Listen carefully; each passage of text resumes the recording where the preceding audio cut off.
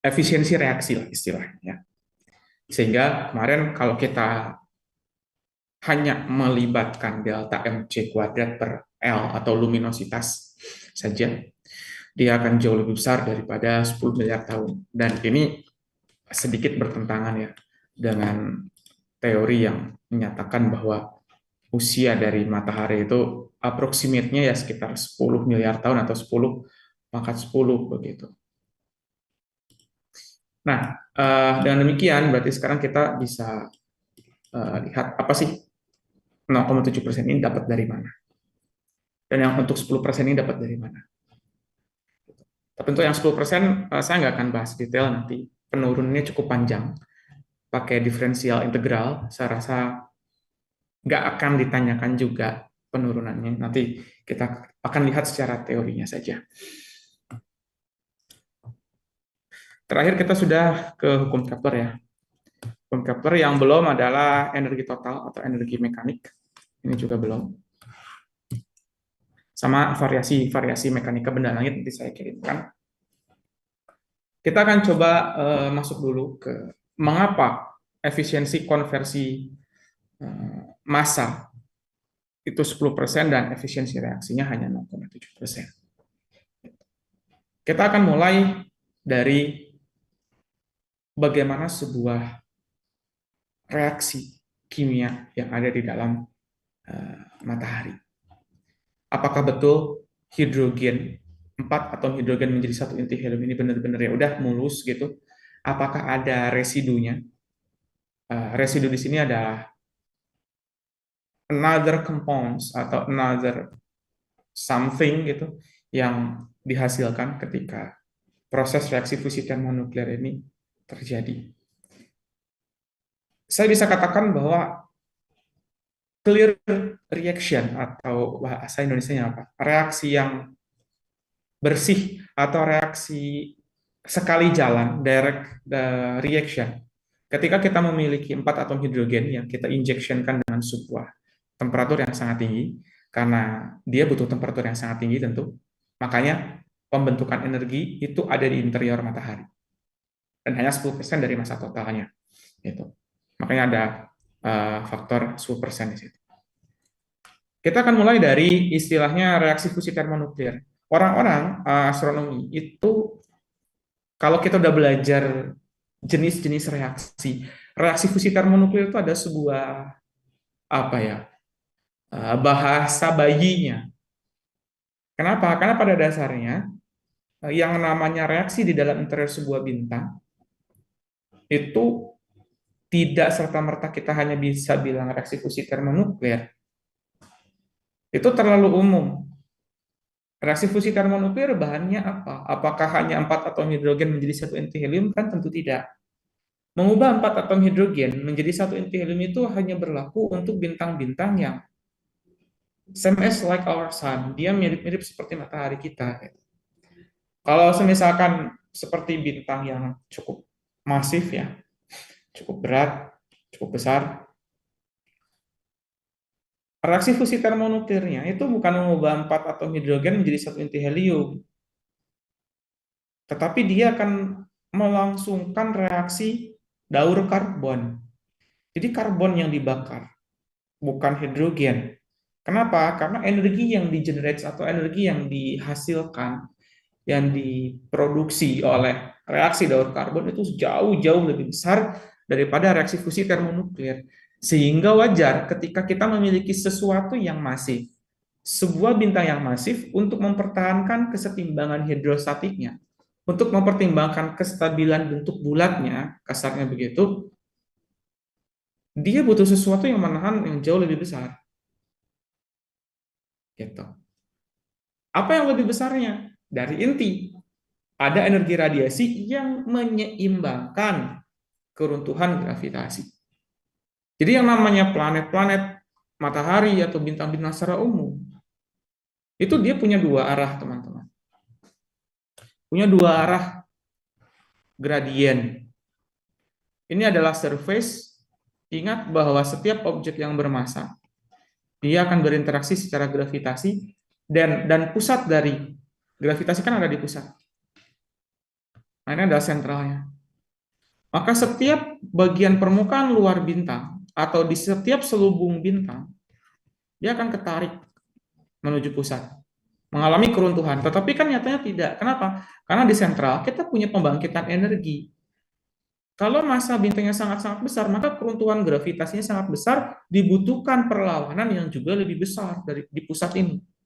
Berupa apa? Berupa reaksi daur karbon, sehingga nanti energi yang dihasilkannya jauh lebih besar daripada mengubah hidrogen menjadi helium. Makanya dia tetap seimbang si bintangnya. Gitu. Eh,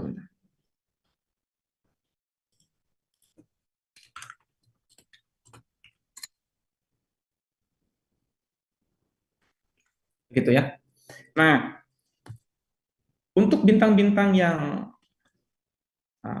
sunlight gitu ya, atau seperti matahari, atau orang-orang biasanya menyebutnya bintang-bintang yang berada di daerah deret utama, main sequence, di mana 90 sampai 95% bintang itu hidup di situ. Kita akan mengenal reaksi fusi hidrogen ini sebagai reaksi proton-proton atau PP chain reaction.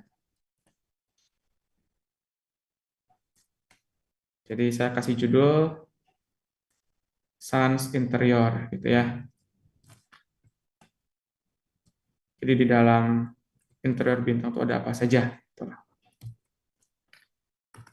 Pertama, kita mulai dari proton-proton reaction. Jadi teman-teman sekarang kalau ditanya apa yang menjadi sumber energi dari matahari, ya reaksi daur proton-proton atau proton-proton chain reaction, PP chain reaction. Orang-orang lebih suka menyebutnya PP chain reaction.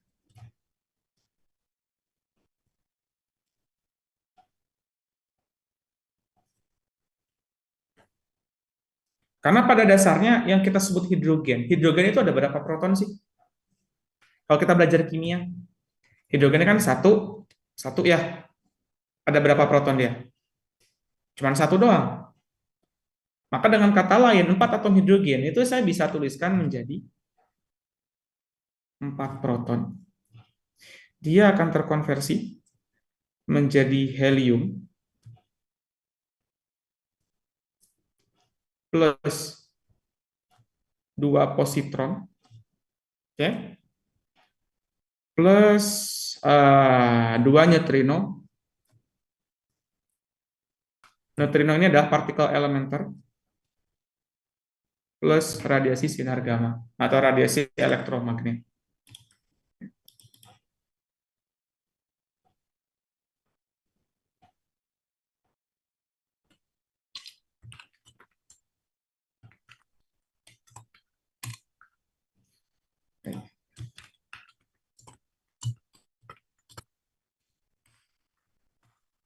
Gitu, teman-teman. Jadi pada dasarnya untuk satu kali reaksi kita capture, misalkan ada sebuah reaksi di dalam interior matahari, kita capture, cekrek sekali, ini yang terjadi. Jadi nggak serta-merta 4 proton atau 4 hidrogen menjadi satu inti helium, tidak. Dia punya follower lah gitu. E plus itu adalah positron atau positif elektron. Ini sebagai konsekuensi ketika kita melangsungkan reaksi fusi termonuklir, dia pasti muncul. Positron, neutrino, dan juga radiasi elektromagnetik atau gamma ya. Ini gamma atau radiasi elektromagnet. Nah, yang sampai ke kita itu yang mana? Yang ini. Kenapa? Positron dengan neutrino, ya kan kita punya atmosfer tercover. Dan juga nanti kita lihat ini tuh sebenarnya untuk apa gitu. Untuk apa sih positron? Untuk apa neutrino? Kenapa kok muncul si angka atau reaksi ini muncul si neutrino dengan si positron ini? Gitu.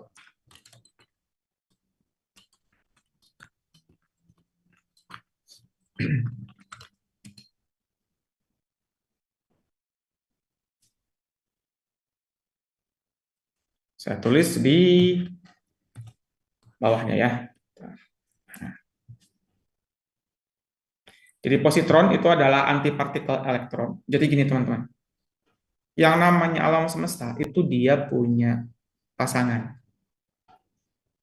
Dan ini juga sesuai ya kalau kita kaitkan dengan eh, apa yang difirmankan oleh Allah Subhanahu wa taala bahwa aku ciptakan yang ada di muka bumi ini adalah berpasang-pasangan. Kita bisa pahami bahwa muka bumi atau permukaan bumi ini adalah sebuah alam yang tidak terbatas ruangnya. Jadi kita bisa bilang seluruh alam semesta juga sama. Diciptakan berpasang-pasangan. Jadi nggak cuma sekedar laki-laki perempuan, siang gelap atau siang malam terang gelap gitu ya, hitam putih, baik buruk, manis pahit gitu. Kalau kita lihat dari kata sifatnya. Tetapi kita sebagai as a scientist, kita sebagai ilmuwan juga uh, awalnya gitu ya, para fisikawan zaman dulu dikejutkan bahwa ternyata yang namanya partikel, setiap partikel itu punya yang namanya saudaranya atau punya antipartikelnya. Proton, antiproton, elektron, antielektron, atau kita sebut sebagai antipartikel elektron yaitu positron, positif elektron. Neutrino ada anti neutrino gitu. Dan lain sebagainya. Nah, si positron ini masanya atau karakteristik kuantitas fisiknya sama kayak elektron. Jadi masanya itu sama, sebesar 9,1 kali 10 pangkat minus 31 kilogram. Gitu. Jadi kita bilang, saya tulis di sebelah sini ya, nah, bahwa positif elektron E ini adalah anti partikel dari elektron. Neutrino juga nanti ada anti neutrino untuk reaksi yang lain gitu. Berarti manusia ada yang anti manusia ya?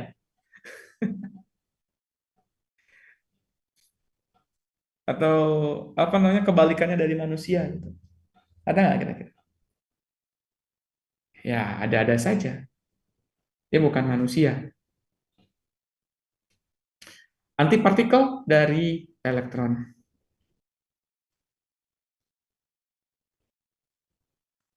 atau positron, positif elektron. Masanya sama,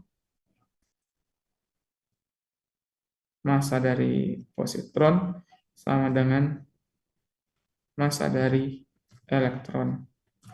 Sekitar 9,1 kali 10 pangkat minus 31 kilogram. Pertanyaannya sekarang positron ini kenapa kok muncul kan gitu ya? Positron ini muncul karena pada dasarnya yang namanya PP chain reaction ini nggak langsung kayak gini sebenarnya teman-teman. Kalau kita mau bedah lagi ya, gitu. Jadi mungkin selama ini kita cuma tahu 4 atom hidrogen menjadi satu inti helium. Pertanyaannya, apakah memang dia butuh 4?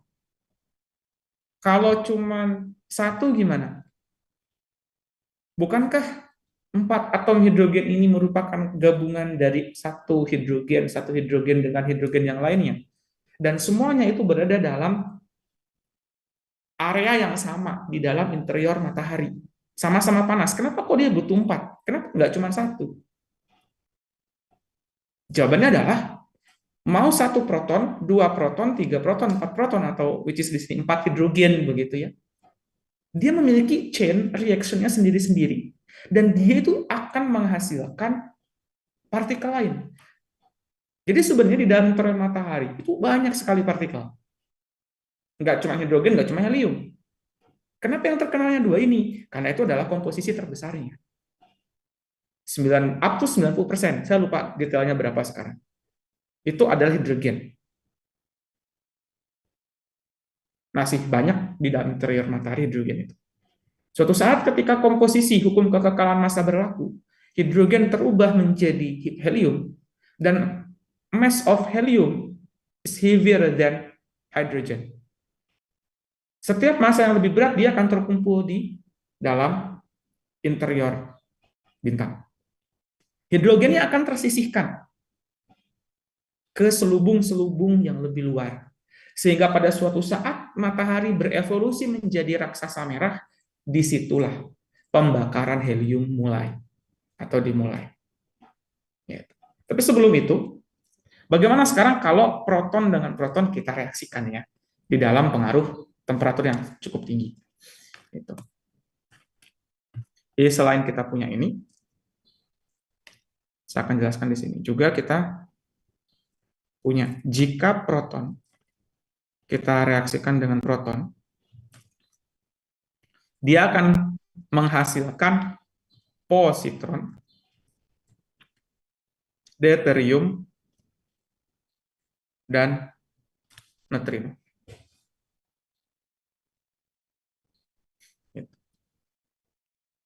Deuterium ini apa? Deuterium itu juga sama, elementary particle, particle elementer. Apa sih partikel elementer itu? Partikel elementer itu adalah partikel yang paling dasar sebagai penyusun dari alam semesta. Saya kasih nih tabelnya. Nah, elementary particle.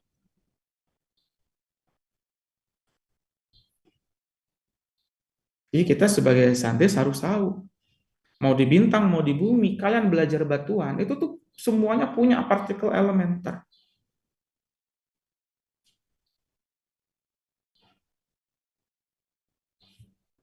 Nih,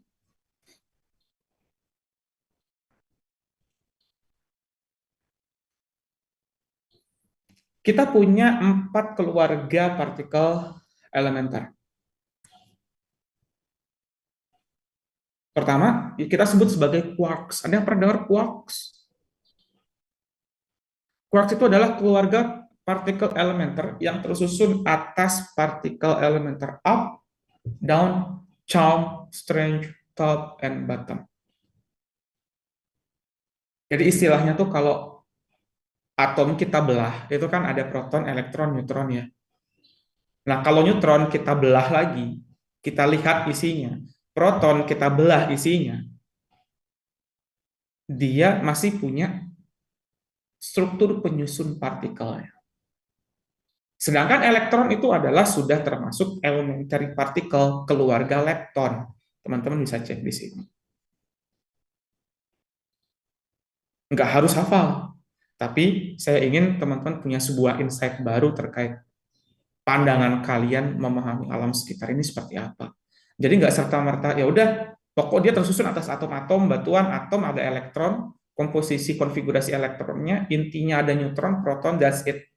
Sejauh ini kita belajar sampai situ, nah ayo kita coba lihat lebih fundamental. Kita bermain di alam bawah sadar sebuah sains gitu. Bahwa pada dasarnya semua partikel-partikel yang ada di alam semesta ini tersusun atas 4 keluarga ini. Pertanyaannya apakah absolut hanya 4 saja? Jawabannya tidak. Karena bahkan sampai sekarang pun banyak partikel-partikel yang tersusun atas partikel elementer yang masih unknown. Ini dia tersusun atas partikel elementernya apa?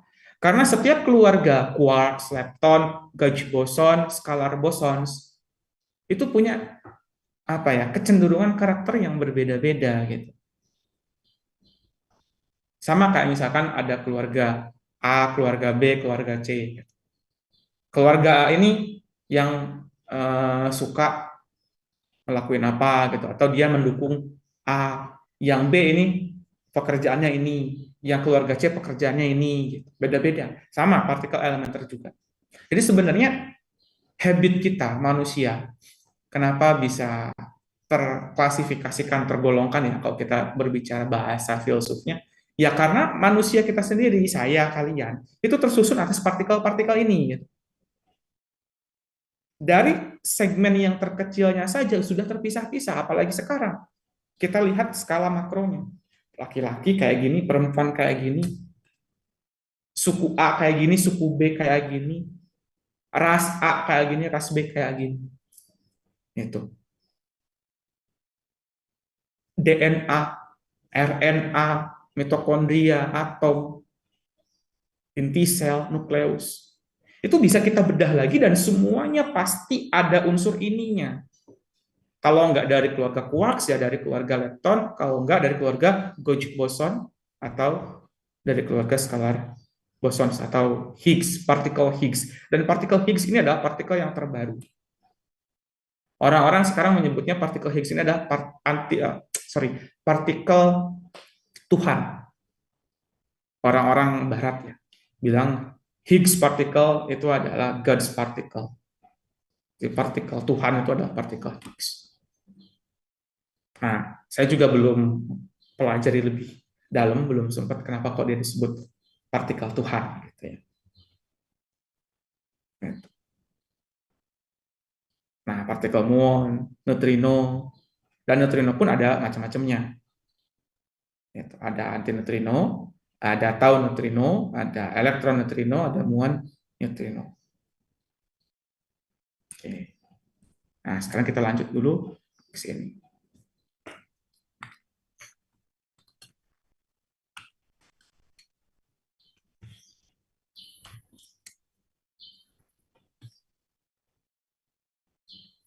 Nah, tadi positron sudah, neutrino sudah, deuterium ya. Jadi deuterium itu merupakan isotop isotop atau apa? Unsur yang punya nomor atom yang sama ya. Isotop dari hidrogen. Atau dia disebut juga sebagai hidrogen 2 atau hidrogen yang masanya lebih berat daripada hidrogen yang biasa. Jadi sebelum dia terkonversi menjadi helium,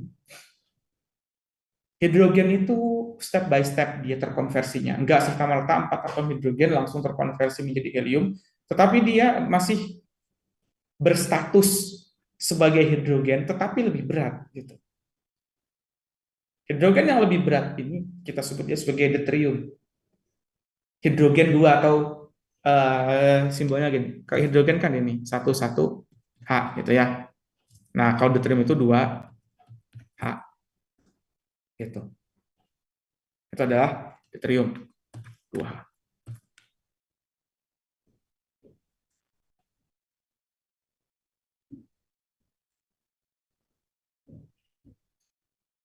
Jadi inti atom itu mengandung 1 proton dan 2 neutron. Duanya di atas, sorry. Nah, ingat di dalam kimia kita punya apabila kita punya 4, 2, 4 di sini adalah nomor massa ya. Nomor massa menyatakan apa? Felis masih ingat di kimia? Maaf Kak, gimana? Nomor massa itu menyatakan apa? Jumlah neutron sama proton kalau dijumlah jadi nomor massa. Seingat saya Kalau gitu. yang nomor 2, angka 2 ini nomor, Atom, dia menyatakan apa? elektron atau proton. Ya. Jadi kalau 2H, dia punya nomor massanya 2. Artinya apa? Di dalam inti atomnya dia mengandung 1 proton dan 2 neutron. Jadi dia menjelaskan tentang jumlah neutron ya. Untuk si angka 2H-nya ya. Berbeda dengan 1 H. 1 proton, 1 neutron. Oke? Nah, sekarang itu adalah deuterium. P-nya sendiri apa sekarang? Kalau misalkan cuman P gitu, cuman proton gitu, bisa nggak kita bongkar lagi ketika kita berikan sejumlah energi di dalam bintang? Jangan P tambah P deh, P doang. Ternyata bisa. Eh, juga saya punya bahwa proton, ntar saya lupa, P kalau kita ubah itu akan menjadi ada deuteriumnya. Oh, no, deuterium dia kalau ada 2p2h. P tambah P ada deuterium atau 2h. Ah, proton itu jadi N, jadi neutron.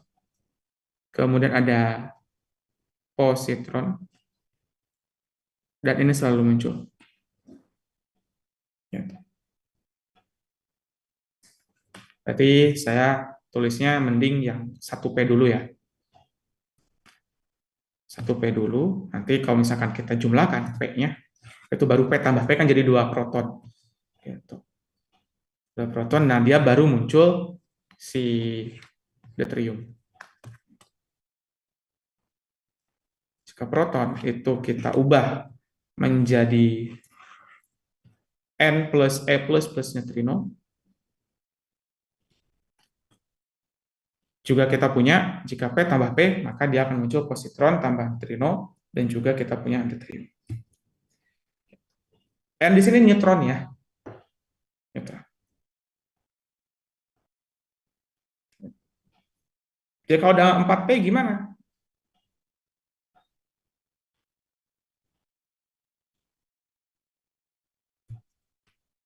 Kalau ada 4, kita buat 2 kali lipatnya.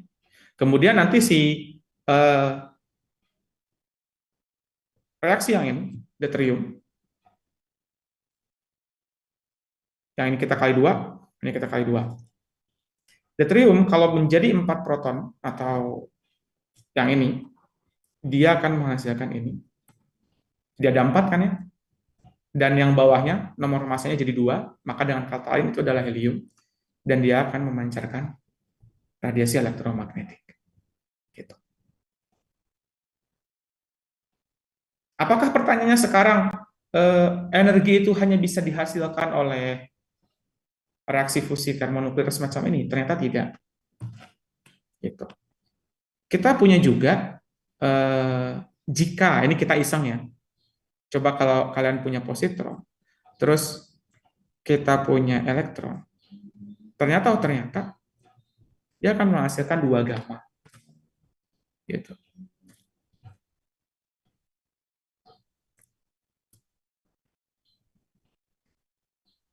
Positron tambah elektron, dia akan menghasilkan 2 gamma.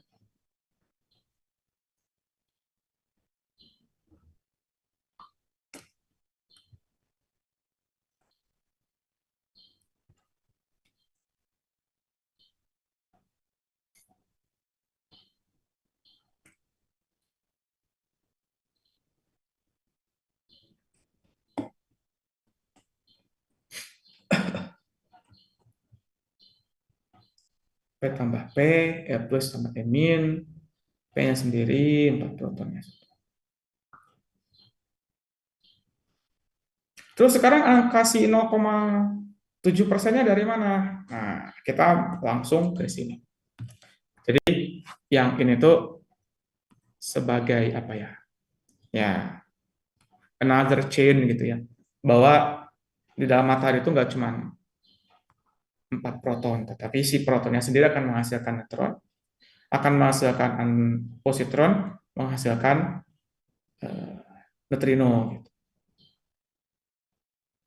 Kalau P tambah P, dia akan menghasilkan deuterium, 2 hidrogen yang lebih berat, positron, dan neutrino. Jadi kita punya 3 ya. Setidaknya kita punya uh, 3 reaksi. Another reaction. Sorry, saya kasih keterangannya di sini.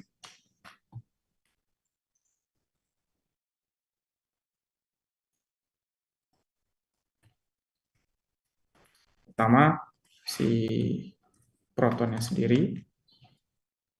Kemudian yang kedua, proton-proton, single.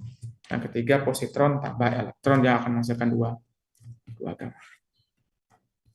Nah, sekarang kita akan coba proof 0,7%-nya dapat dari mana. Karena dia terkait dengan efisiensi dari reaksi, dan reaksi ini kan tentu masing-masing punya identitas massa. Helium dia punya massa, proton dia juga punya massa.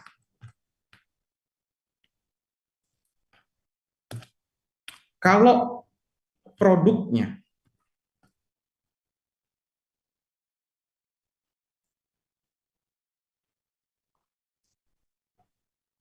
Produknya berarti siapa? Proton ya. Massa proton itu kalau kita buat dalam SMA, satuan massa atom, itu sekitar 1, berapa? Bentar, saya lupa. Massa proton. Nah, 1,007825. 1,007825 SMA atau AMU, Atomic Mass Unit. Sudah belajar kan istilah tersebut? Jadi saya juga nggak hafal ya. Kalian bisa nyontek juga masanya 1,007825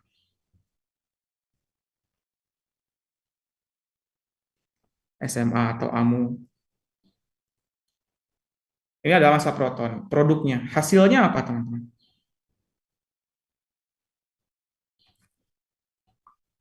Hasilnya adalah helium, ya kan? Massa helium, ini teman-teman bisa cek juga dia 4,002603.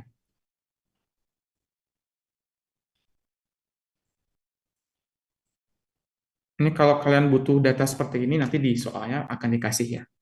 Karena ini merupakan konstanta yang sebenarnya bukan hafalan. Ya. Nah, dari sini kita bisa cek sekarang inisialnya atau kondisi mula-mulanya.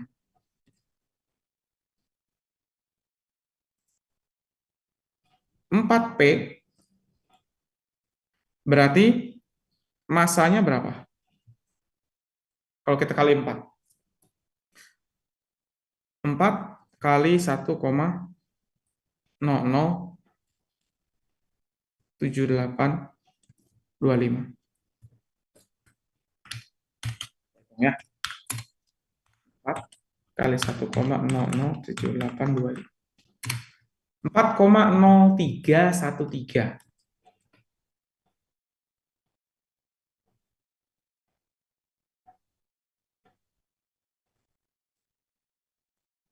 Satuan massa atom.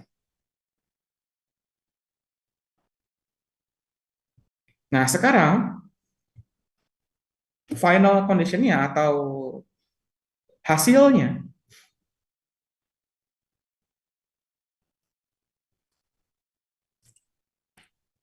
berapa tadi? 4,002603. Di kondisi finalnya sekarang kita bisa punya helium, berarti massa heliumnya adalah tadi 4,002603.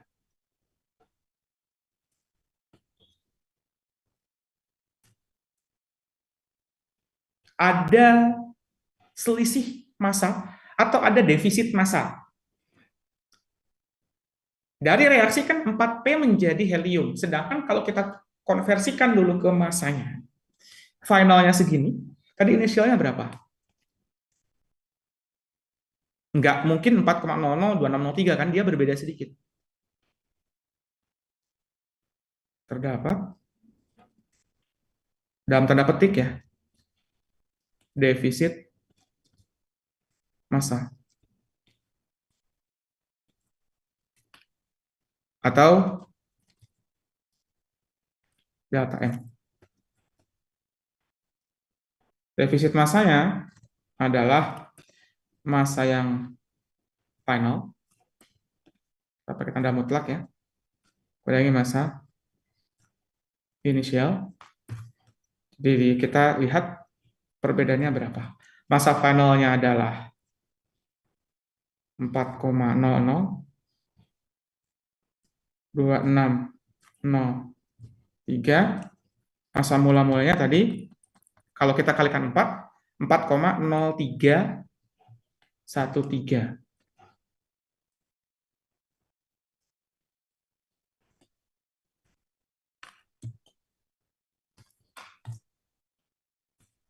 Berapa nih, teman-teman?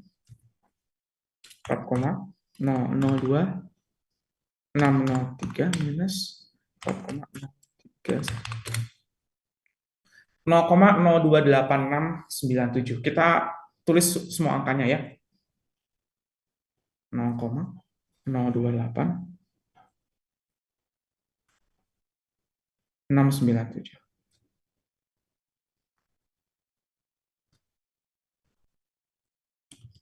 Sehingga sekarang yang fraksi massa yang berubah menjadi energinya berapa? Ya dari defisit massa ini. Artinya kita bisa peroleh eh, efisiensi reaksinya itu adalah defisit massa yang diubah menjadi energi, kita bagi dengan massa mula-mula. Produknya tuh dia ngasih berapa sih kontribusi massanya? Gitu.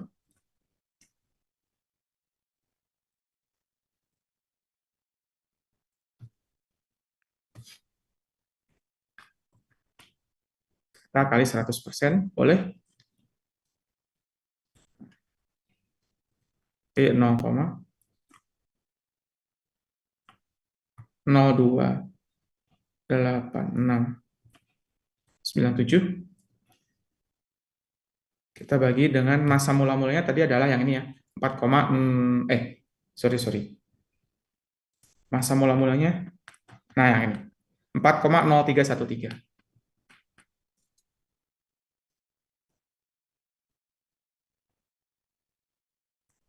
kali 100%.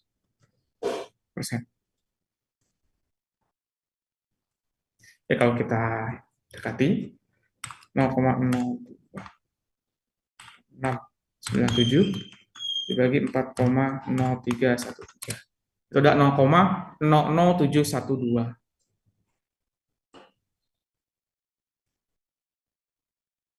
kali 100%. Atau sekitar 0,7% ya. Nah, dapat dari sini. Sebentar, saya ada tamu dulu. Wait.